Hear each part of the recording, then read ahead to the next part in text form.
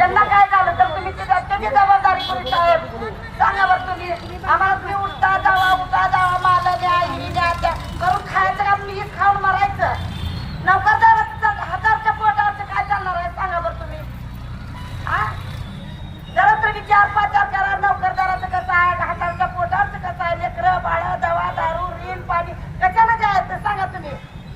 चांगल्या जर लोकांना तुम्ही उठवा की चौकट मार्केट बसवता तर कुठलाच येता तुम्ही सारखं उठवायला, म्हणजे त्याचा अर्थ काय तुम्हाला सांगा बरं.